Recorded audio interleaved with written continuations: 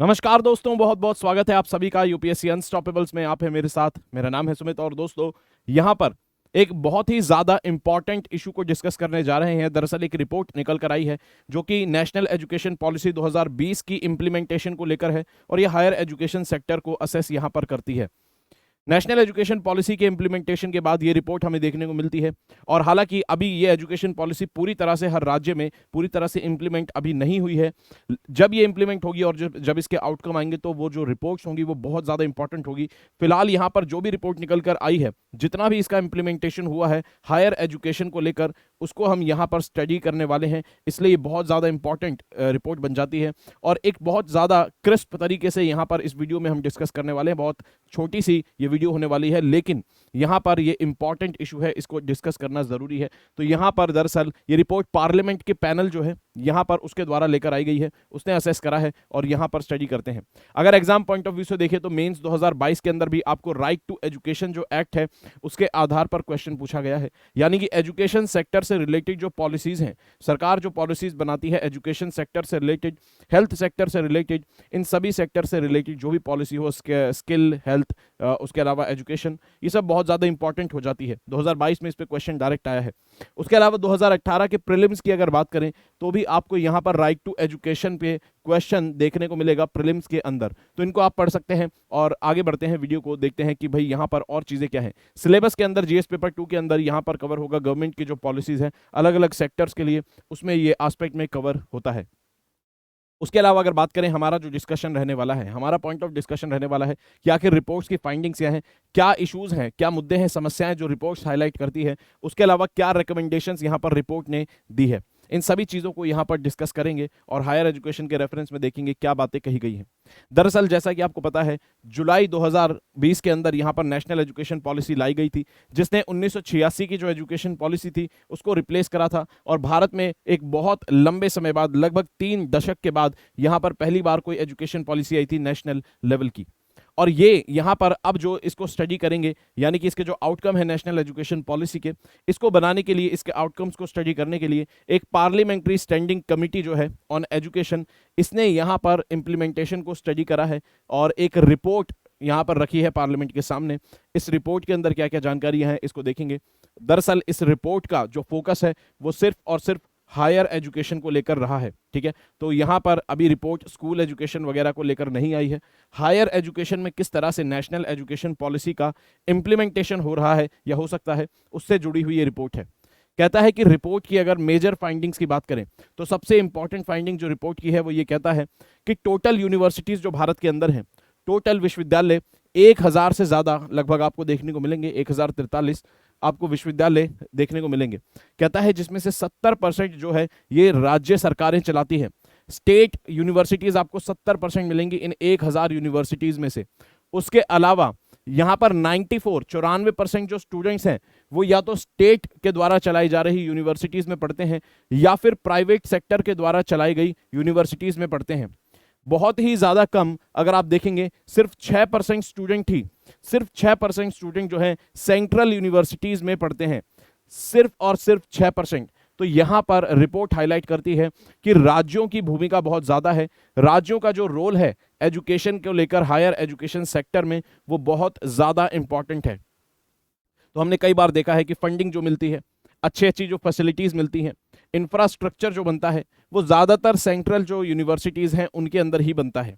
लेकिन यहां पर अगर आप देखें, देश में अगर आपको हायर एजुकेशन वाकई में लोगों तक पहुंचानी है, उसके अलावा लोगों की एम्प्लॉयबिलिटी बढ़ानी है, लोगों में स्किल देना है, लोगों को तैयार करना है एम्प्लॉयमेंट के लिए, तो यहां पर आपको राज्य सरकारों के द्वारा जो चलाई गई यूनिवर्सिटीज हैं आपको उन पर भी फोकस बहुत ज्यादा करना होगा। क्योंकि मेजॉरिटी जो स्टूडेंट्स हैं, 94% देश के जो स्टूडेंट्स हैं हायर एजुकेशन जो लेते हैं, जो 12वीं के बाद कॉलेज में जाते हैं, 94% आपको राज्यों में पढ़ते हुए दिखेंगे, राज्यों की यूनिवर्सिटीज में पढ़ते हुए दिखेंगे। तो जरूरी है कि यहां पर आप स्टेट पर फोकस करें, स्टेट के रोल को पहचानें, और ये रिपोर्ट स्टेट्स के रोल को पहचान कर कुछ रिकमेंडेशंस देती है। उसके अलावा यहाँ पर जो पैनल है, जो रिपोर्ट आई है, इसके अंदर पैनल ने जिन मुद्दों को हाईलाइट करा है, जिन इश्यूज को, वो है कि भाई जैसे कि यहाँ पर रिजिड सेपरेशन जो है सब्जेक्ट्स का, कि भाई साइंस, आर्ट्स और साइंस, ह्यूमैनिटीज, और उसके अलावा जो कॉमर्स है, ये जो डिस्टिंक्शन है, इसको एक ये सेपरेट जो रिजिड सेपरेशन है, इसको, ये एक समस्या है। उसके अलावा यहाँ पर जो सोशियो इकोनॉमिकली डिसएडवांटेज्ड एरिया हैं, ठीक है, जो आर्थिक तौर पर और शिक्षा के तौर पर पिछड़े एरिया हैं, उन पर फोकस करने की बात कही गई है। यहाँ पर लोकल भाषा के अंदर हायर एजुकेशन देने की बात की गई है, और ये सब आप देखेंगे कि नेशनल एजुकेशन पॉलिसी का ही हिस्सा है कि भाई यहाँ पर फैकल्टीज जो हैं, टीचर्स जो हैं, उनकी संख्या बढ़ाई जाए, और इंस्टीट्यूशनल ऑटोनॉमीज, कॉलेजेस को ऑटोनॉमी दी जाए ताकि वो अपना करिकुलम, अपने फीस स्ट्रक्चर को खुद से डिसाइड कर सकें, अपनी गवर्नेंस खुद से डिसाइड कर सकें, रिसर्च पर फोकस करें। ये सारी बातें यहाँ पर मुद्दे हाईलाइट किए गए। उसके अलावा अगर यहाँ पर बात करें, सबसे इंपॉर्टेंट जो मुद्दा निकल कर आता है वो ये, और टारगेट अगर यहाँ पर देखेंगे, ये इशू भी है और एक टारगेट भी है, कि यहाँ पर हमें higher education sector, higher education institution जो है, उनको बढ़ाने की जरूरत है राज्यों के अंदर। तो जरूरी हो जाता है कि यहाँ पर 2030 तक, कहता है 2030 तक ये टारगेट है कि एटलीस्ट हर डिस्ट्रिक्ट में एटलीस्ट एक, यानी कि जितने भी जिले हैं, हर जिले के अंदर कम से कम एक हायर एजुकेशन इंस्टीट्यूशन खुलना चाहिए। यानी कि ऐसा इंस्टीट्यूशन खुलना चाहिए जो सभी सब्जेक्ट्स की तैयारी कराता हो, सभी सब्जेक्ट्स की पढ़ाई करवाता हो। Multidisciplinary higher education institution हर एक डिस्ट्रिक्ट में चाहिए। उसके अलावा ग्रॉस एनरोलमेंट रेशियो जो है 2023 तक, 2035 तक हो जाना चाहिए कितना, 50%। अभी कितना है, लगभग 26 और 27% आपको देखने को मिलेगा। ये 2018 का है। अभी लेटेस्ट जो है आपको लगभग 27% से थोड़ा ज्यादा देखने को मिलेगा। तो यहां पर अगर बात करें, कहता है कि 27% से हमें 50% ग्रॉस एनरोलमेंट रेशियो 2035 तक करना है। ये ग्रॉस एनरोलमेंट रेशियो क्या होता है? दरअसल कहता है कि 18 साल से 23 साल की उम्र के जितने भी लोग हैं, 18 साल से 23 साल उम्र के जितने भी लोग हैं, ये जो लोग हैं, ये हायर एजुकेशन वाली एज में है कि यहां पर आपको उच्च शिक्षा लेनी होती है, कॉलेज के बाद की एजुकेशन आपको लेनी होती है। लेकिन यहां पर इस एज ग्रुप में जितने भी लोग हैं, उनमें से कितने लोग कॉलेज तक पहुंच पाते हैं, हायर एजुकेशन तक पहुंच पाते हैं, वो कहलाता है हमारा ग्रॉस एनरोलमेंट रेशियो। और भारत के अंदर अगर आप देखेंगे, 18 से 23 साल की उम्र के जितने भी लोग हैं, उनमें से सिर्फ और सिर्फ 27% लोग, सिर्फ इतने ही लोग कॉलेज तक पहुंच पाते हैं। अभी भी आप देखिए कितना चिंता का विषय है। अगर आप बाकी कंट्रीज से मेजर करेंगे, बाकी कंट्रीज से कंपैरिजन करेंगे, यूएस के अंदर 88% लोग कॉलेज तक जाते हैं जिनकी एज 18 से 23 के बीच में है। उसके अलावा जर्मनी में 70%, यूके के अंदर 61%, ब्राजील में 51% और चाइना में 49% लोग कॉलेज तक पहुंचते हैं जो कि इस एज ग्रुप में आते हैं। और भारत में अभी बहुत ज़्यादा ये समस्या है। इसलिए आप देखेंगे कई सारी समस्याएं हमें यहाँ पर अभी भी देखने को मिलती है। लैक ऑफ इनोवेशन देखने को मिलता है, जागरूकता की कमी मिलती है। ये सारी चीज़ें क्यों? क्योंकि कॉलेज एजुकेशन तक बहुत कम लोग पहुँच पाते हैं। तो टारगेट है कि हर जिले में एक मल्टी डिसिप्लिनरी कॉलेज हो, और साथ में ग्रॉस एनरोलमेंट रेशियो 2035 तक 50% करना यहाँ पर टारगेट है। रिकमेंडेशन जो कुछ दी गई है यहाँ पर, जैसे कि यहाँ पर सोशली और इकोनॉमिकली तौर पर जो पिछड़े लोग हैं, जो ग्रुप्स हैं, ऐसे सोशली और इकोनॉमिकली डिसएडवांटेज जो ग्रुप हैं, इनके ऊपर सूटेबल फंड बनाकर फोकस किया जाए, फंडिंग की जाए। ऐसे जो स्टूडेंट्स आते हैं इस बैकग्राउंड से, उनके ऊपर फोकस किया जाए। उसके अलावा यहाँ पर क्लियर टारगेट्स किए जाएं कि ऐसे ग्रुप्स जो हैं उनका ग्रॉस एनरोलमेंट रेशियो कितना बढ़ाना है, अभी कितना है। ये सारी चीज़ों पर आप देखिए, जो सोशली डिसएडवांटेज ग्रुप से आते हैं उन पर आपको फोकस करना है। इन सारी चीज़ों को आप अपनी आंसर राइटिंग में भी इस्तेमाल कर सकते हैं।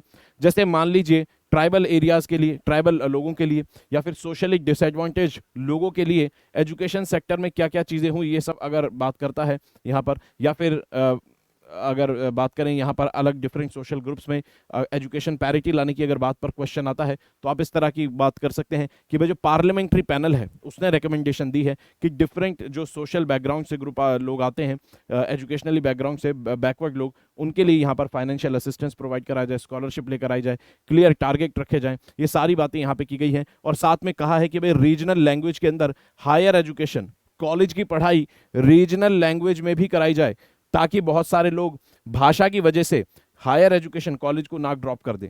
ठीक है, कि भाई हमें तो वहां पर इंग्लिश ही पढ़नी पड़ेगी, या फिर कोई ऐसी भाषा जो उनकी भाषा से थोड़ी अलग है, उनको समझ नहीं आती है, तो लैक ऑफ कॉन्फिडेंस की वजह से, ये सारी बातों की वजह से कई बच्चे पढ़ाई को ड्रॉप कर देते हैं। तो ऐसा नहीं होना चाहिए। हायर एजुकेशन में आपका जो करिकुलम है इंक्लूसिव होना चाहिए, ठीक है। उसके अलावा एम्प्लॉयबिलिटी यहाँ पर बढ़े, ताकि क्यों, रीजनल लैंग्वेज में अगर आप बढ़ाएंगे, बच्चे ज्यादा बढ़ेंगे, तो यहाँ पर आपकी एम्प्लॉयबिलिटी बढ़ेगी। एम्प्लॉयबिलिटी क्यों बढ़ानी है? क्योंकि अगर इंडिया स्किल 2023 की रिपोर्ट देखें, 2023 की अगर इंडिया स्किल रिपोर्ट को अगर आप देखेंगे, तो भारत के अंदर जो एम्प्लॉयबिलिटी वाला रेशियो है वो थोड़ा बड़ा है। यानी कि यहां पर जो ग्रेजुएट्स हैं, कितने ग्रेजुएट्स ऐसे हैं, कितने बच्चे ऐसे हैं जो कॉलेज से पास होते हैं और वो जॉब करने लायक उनके अंदर स्किल है, ठीक है, एम्प्लॉयबिलिटी उनकी कितनी है? तो ये आंकड़ा 46% था, जो कि अब 50% के आसपास हो चुका है। यानी कि भारत के अंदर अभी भी, हालांकि ये कोई बहुत ज्यादा खुशी की बात नहीं है, लेकिन फिर भी इंप्रूवमेंट की है तो अच्छी बात है। लेकिन अभी भी भारत के अंदर कॉलेज से ग्रेजुएट होने वाले लोग 50% ही ऐसे होते हैं जो कि एम्प्लॉयबल होते हैं, जिनके पास कोई स्किल होती है, जिनको जॉब मिल सकती है मार्केट के अंदर। यानी कि ऑलरेडी जो लोग हैं, ग्रॉस एनरोलमेंट रेशियो को देखें, 18 से 23 की एज में सिर्फ 27% ही कॉलेज में से पहुंच पा रहे हैं, और उनमें से भी 50% ही ऐसे हैं जिनको मार्केट में जॉब मिल सकती है। तो आप सोचिए कि यहां पर एजुकेशन जो इंस्टीट्यूशंस है, उनको भी जरूरत है अपने काम पर, अपने पार्ट पर काम करने की, अपनी साइड से काम करने की, कि एम्प्लॉयबिलिटी बढ़ाने के लिए आप स्किल ज्यादा बढ़ाएं, बच्चों को ज्यादा से ज्यादा कॉलेज में बुलाएं और अच्छी एजुकेशन उनको दें। कहता है कि यहां पर एग्जाम्पल डिस्कस किया गया है best implementation of national education policy 2020 का। कहता है कि यहां पर जम्मू एंड कश्मीर ऐसा राज्य बना है जिसने, पहला ऐसा राज्य बना है, पहली ऐसी यूनियन टेरिटरी बना है, पहली ऐसी union territory Jammu and Kashmir बना है जिसने पूरी तरीके से एनईपी को, नेशनल एजुकेशन पॉलिसी को इंप्लीमेंट किया है अपने सभी हायर एजुकेशन इंस्टीट्यूशंस में। यानी कि 12वीं कक्षा के बाद जितने भी उनके कॉलेजेस हैं, सभी में यहां पर नेशनल एजुकेशन पॉलिसी को जम्मू कश्मीर लागू कर चुका है, और इसके कई सारे पॉजिटिव परिणाम देखने को मिले हैं। जैसे एक इंपॉर्टेंट सबसे बड़ा बदलाव जो जम्मू कश्मीर ने किया, वो ये किया कि वहां पर अब जो स्कूल का जो सिस्टम है, उसका जो वहां पर जो पीरियड था पूरा, वहां पर ये होता था कि नवंबर के अंदर बच्चे के एग्जाम जो थे वो खत्म होते थे। अब ऐसे में उसके बाद नवंबर से जुलाई तक वेट करना होता था, क्योंकि कॉलेजेस जो है जुलाई से शुरू होते थे बाकी कंट्रीज में, कंट्रीज के अपने देश के बाकी हिस्सों में। भारत के बाकी हिस्सों में जो कॉलेज हैं वो जुलाई से शुरू होते हैं, और मई के अंदर रिजल्ट आता है। ये भारत के अंदर बाकी हिस्सों में जनरली ऐसा होता है, लेकिन जम्मू कश्मीर में 12वीं का रिजल्ट नवंबर में आता था, और फिर अगर देश के बाकी हिस्सों में जाकर उन स्टूडेंट को एडमिशन लेना है कॉलेज में, तो उनको नवंबर से जुलाई तक का वेट करना पड़ता था। तो ये जो करिकुलम का ये जो टाइम पीरियड है, इसको यहाँ पर शिफ्ट किया है, यहाँ पर इसको शिफ्ट किया है जम्मू एंड कश्मीर ने। उसके अलावा यहाँ पर स्किल इंपार्ट करने के लिए, स्किल देने के लिए बच्चों को यहाँ पर कई कदम उठाए गए हैं। तो ऐसे में यहाँ पर बच्चों के लिए अपॉर्चुनिटीज भी बढ़ी है। तो इम्प्लीमेंटेशन का बेस्ट एग्जांपल जो बना है इस समय नेशनल एजुकेशन पॉलिसी का हायर एजुकेशन में, वो जम्मू कश्मीर बनकर सामने आया है। उसके अलावा फंडिंग को लेकर भी कुछ बात की गई। दरअसल 2017 के अंदर एक बॉडी बनाई गई थी फंडिंग के लिए, एक ऑर्गेनाइजेशन बनाई गई थी फंडिंग के लिए, हायर एजुकेशन फाइनेंसिंग एजेंसी। इस एजेंसी का काम यह है कि जो हायर एजुकेशन इंस्टीट्यूशंस हैं, उनके पास जो पैसा आता है फंडिंग, उसकी कमी ना हो, उनके पास फंड अच्छे से आए, ताकि वो रिसर्च में पैसा लगा पाए, ताकि वो इंफ्रास्ट्रक्चर अच्छे से बना पाए, और उनको सिर्फ और सिर्फ सरकार से मिलने वाले पैसे पर निर्भर ना रहना पड़े। ठीक है, तो सरकार से मिलने वाले पैसे पर निर्भर ना रहना पड़े, इसलिए यहां पर बनाई गई हायर एजुकेशन फंडिंग एजेंसी। अब इसमें भी यहां कहा गया है कि भाई हायर एजुकेशन फंडिंग एजेंसी क्या करे, अपने जो पैसे फंडिंग के सोर्सेज हैं उनको डाइवर्सिफाई करे, फिलैंथ्रोपिक तरीके से फंड ले, उसके अलावा प्राइवेट सेक्टर से पैसा ले, और फिर एजुकेशन इंस्टीट्यूशंस को पैसा दे, उनको लोन के रूप में दे, और इस तरीके से दे कि सस्ती दरों पे दे, और कॉम्पिटिटिव और अफोर्डेबल तरीके से पैसा दे। ठीक है, तो यहां पर हायर एजुकेशन फंडिंग एजेंसी इसलिए बनाई गई ताकि प्राइवेट सेक्टर की फंडिंग भी एजुकेशन सेक्टर में आ सके, फिलैंथ्रोपिक तरीके से आ सके। कुल मिला के ये है कि सरकार के दिए गए पैसे पर कॉलेजेस निर्भर ना रहें, ताकि हायर एजुकेशन के अंदर रिसर्च अच्छी हो, इंफ्रास्ट्रक्चर अच्छा बने। ठीक है, तो यहां पर रिकमेंडेशन दी गई है कि अपने सोर्सेज जो है फंडिंग के, उसको डाइवर्सिफाई करना चाहिए। साथ में यहां पर अफोर्डेबल रेट पर इंस्टीट्यूशंस को, कॉलेजेस को हायर एजुकेशन फंडिंग अथॉरिटी क्या करेगी, लोन वगैरह देगी।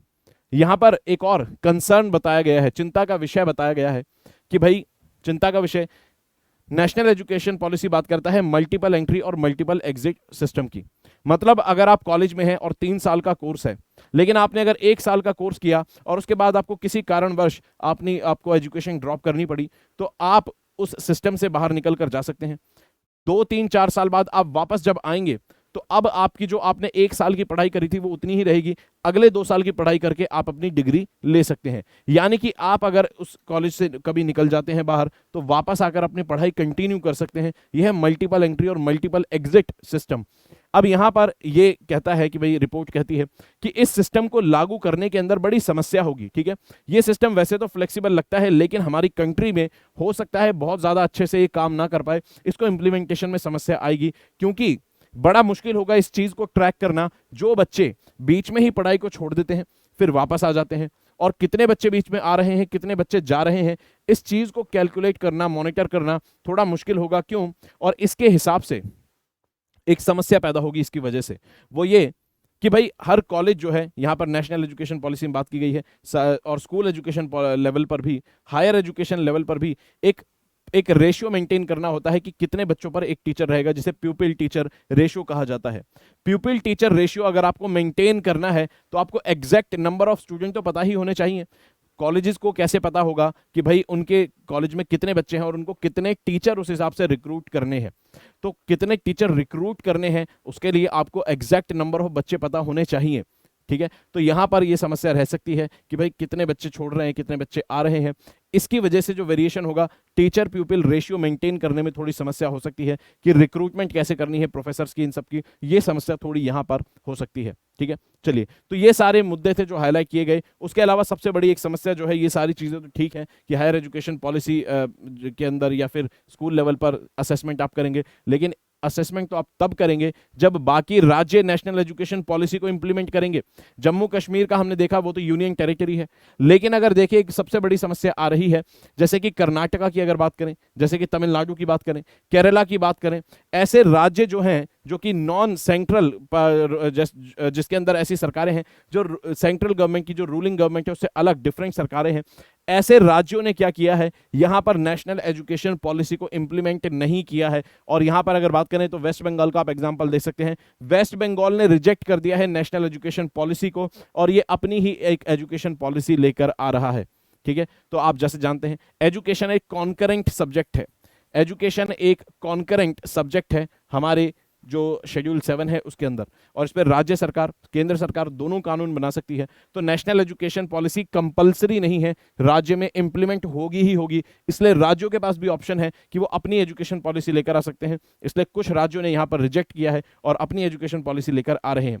जरूरी है यहां पर एक तालमेल बना रहे सेंट्रल और स्टेट गवर्नमेंट की पॉलिसीज में, क्योंकि जैसा कि यहां पर पाया गया कि ज्यादातर हायर एजुकेशन में जो रोल है वो स्टेट गवर्नमेंट का ज्यादा है, तो जरूरी है कि तालमेल बना रहे और सब जगह यूनिफॉर्म तरीके से इंप्लीमेंटेशन हो। तो ऐसे मुद्दों को डील करना चाहिए। अगर बात करें यहां पर आप स्पेशल क्लासेस में दोस्तों मेरे साथ जुड़ सकते हैं, नेक्स्ट मंथ से क्लासेस शुरू हो जाएंगी, और प्लस कोर्सेज में जुड़ सकते हैं। 6ठी से 12वीं तक की एनसीईआरटी हम बहुत अच्छे से डिटेल में कवर कर रहे हैं। कोड लगाएंगे एसएम के लाइव अगर कोई सा भी कोर्स खरीदना है अनअकैडमी का। उसके अलावा यहां पर देखते हैं कि मेगा एक्सटेंशन ऑफर यहां पर चल रहा है। 3 महीने के फ्री मंथ मिलते हैं, 9 महीने के आप अगर कोर्स लेते हैं, 12 महीने पे 4 महीने। कोड बस लगाना होगा एसएम के लाइव, एसएम के लाइव कोड लगाते ही आपको महीने फ्री मिलेंगे। उसके अलावा यहां पर प्रयास बैच है 2024 के लिए, आखिरी समय चल रहा है, अगर एनरोल करना है तो फिर से याद रखेंगे कोड वही रहेगा हमारा एसएम के लाइव। ठीक है, चलिए, लक्ष्य बैच है 2024 के लिए, 1-on-1 मेंटोरशिप मिलती है, प्री और मेंस की टेस्ट सीरीज मिलती है, कोड यहां पर रहेगा एसएम के लाइव। साथ ही में यहां पर 2025 का फाउंडेशन बैच है, 0 से आपको तैयारी कराई जाएगी, 1-on-1 मेंटोरशिप, प्री और मेंस की टेस्ट सीरीज मिलती है, कोड रहेगा हमारा एसएम के लाइव। ठीक है, उसके अलावा यहां पर ईएमआई पर भी आप कोर्सेज ले सकते हैं। आगे बढ़ने से पहले यहां पर वीडियो को एंड करने से पहले इस क्वेश्चन को अटेम्प्ट करेंगे जो कि 2012 का क्वेश्चन है और एजुकेशन सेक्टर से ही रिलेटेड है, एजुकेशन सब्जेक्ट से ही रिलेटेड है। ठीक है, इसको अटेम्प्ट करेंगे, वीडियो के जवाब इसके कॉमेंट बॉक्स में यहां पर देंगे। वीडियो अगर अच्छी लगी तो दोस्तों वीडियो को लाइक करेंगे, चैनल को सब्सक्राइब करेंगे, पढ़ते रहेंगे, अपना ख्याल रखेंगे। जय हिंद दोस्तों।